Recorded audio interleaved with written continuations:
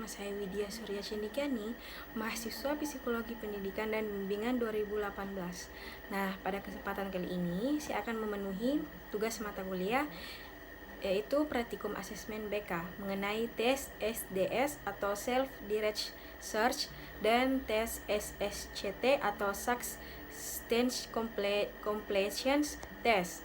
Baik, langsung saja berikut penjelasan dan contoh pemberian tes SDS atau Self Direct Search merupakan pendekatan terhadap penaksiran minat pekerjaan. SDS dirancang sebagai instrumen konseling pekerjaan yang bisa dilakukan sendiri, diskor sendiri, dan diinterpretasikan sendiri. Meskipun disusun seputar minat, prosedur ini juga memerlukan peringkat dari kemampuan yang kompetensi yang dilaporkan. Selanjutnya, ada 6 jenis kepribadian menurut John Holland. Yang pertama yaitu tipe realistis R. Jadi, tipe R ini memiliki kemampuan mekanis dan atletis serta cenderung bekerja di lapangan dan suka bekerja dengan benda disbanding manusia. Yang kedua, tipe investigatif. Tipe ini merupakan pekerjaan yang berkaitan dengan pemeriksaan seperti biologi, kimia, fisika. Yang ketiga, tipe artistik. Tipe ini biasanya memiliki keterampilan artistik, menikmati penciptaan kerja yang orisinil dan memiliki imajinasi yang baik, suka bekerja dan ide kreatif dan self-expression dibanding sesuatu yang teratur dan dengan peraturan. Yang keempat, tipe sosial. Jadi tipe sosial ini suka dengan karakter sosial seperti guru, terapis, konselor, perawat, dan tipe S ini merupakan umumnya suka berada di sekeliling orang lain. Yang kelima yaitu tipe enterprising. Tipe ini suka dengan pekerjaan yang berkaitan dengan wirausaha atau inisiatif seperti promotor, sales, agen travel, dan manajer. Yang keenam, tipe konvensional. Tipe ini menyukai pekerjaan yang seperti analisis keuangan, banker, sekretaris, dan lain-lain. Tipe C ini memiliki kemampuan tulisan dan hitungan. Baiklah, berikut ini adalah contoh soal tes SDS. Tes ini terdiri dari lembar soal dan 120 pernyataan dan lembar jawaban seperti yang dilihat di samping ini. Ada nama, pendidikan, tanggal lahir, dan jenis kelamin yang harus diisi. Pada lembar jawaban tes SDS terdapat tabel yang dibagi menjadi 6 bagian, tabel R, A, S, E, dan C. Administrasi tes dilakukan sebagai berikut. Di bawah ini ada 120 pernyataan. Tugas Anda adalah membaca kalimat-kalimat tersebut. Apakah kalimat itu sesuai dengan Anda atau tidak? Jika sesuai dengan diri Anda, beri checklist di kolom ya. Jika tidak sesuai dengan diri Anda, beri tanda checklist di kolom tidak. Pada tes ini, tidak ada jawaban benar atau salah, yang penting adalah sesuai dengan diri Anda.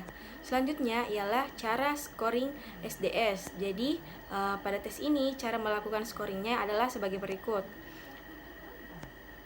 Jadi, itulah tadi penjelasan dan contoh pemberian tes SDS. Selanjutnya, kita akan beralih pada tes SSCT atau Substance Completion Test. Jadi, tes SSCT adalah suatu teknik proyeksi yang digunakan untuk mengungkap dinamika kepribadian yang dapat menampakkan diri individu dalam hubungan interpersonal dan dalam interpretasi terhadap lingkungan. Langsung saja gambaran deskripsi tes SSCT, yaitu testi disuruh untuk mengisi data diri, yaitu nama, jenis kelamin, tempat tanggal lahir, dan pendidikan. Kemudian membaca petunjuk yang tertera di gambar.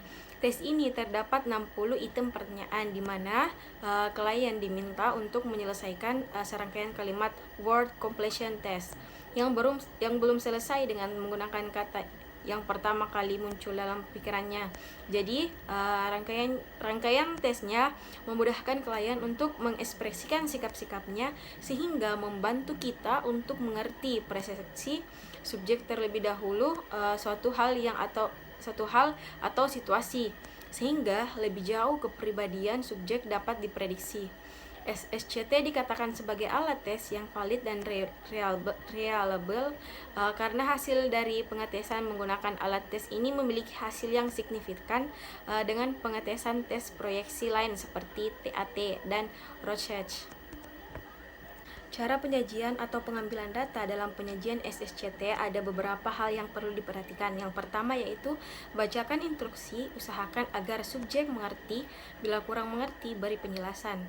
Usahakan menekankan bahwa respon yang pertama kali muncul yang harus dituliskan. Yang kedua, perhatikan ekspresi ketika mengatakannya, utamanya kata-kata spontan yang mungkin muncul ketika mengerjakan. Yang ketiga, dapat dilakukan secara individu atau kelompok. Yang keempat, biasanya berlangsung antara 20-40 menit, tapi secara klinis normal 1 jam, juga klasikal biasanya 1 jam. Yang kelima, jawaban dari item harus merupakan jawaban yang spontan. Yang keenam, jika ada item yang tidak dijawab atau menjawab sukar, maka lompati saja, namun jangan untuk memberi tanda semua respon tidak ada yang salah. Yang ketujuh, dapat dilakukan inquiry, terutama respon. Yang kedelapan, diharapkan hambatan emosi yang muncul disalurkan. Yang kesembilan, kadang-kadang tes menggunakan tes SSCT sebagai ventilasi untuk katarsis untuk mengungkapkan hal-hal yang sukar diungkapkan secara oral. Cara scoring atau analisis data pemeriksaan dilakukan dengan rating sheet. Penyekoran yang didasarkan pada gangguan yang merupakan subjek, termasuk scoring 2 bila subjek mengalami gangguan dan membutuhkan tindakan terapi. Skor 1 diperkirakan bahwa subjek mengalami sedikit gangguan dan butuh untuk konseling. Pemberian skor 0 bila tidak ada gangguan, pemberian skor 10 bila jawaban subjek meragukan, tidak ada tanda-tanda yang jelas. Tiap butir salah satu sendiri, kemudian butir yang mendukung suatu sikap dari bersama lalu berinterpretasi.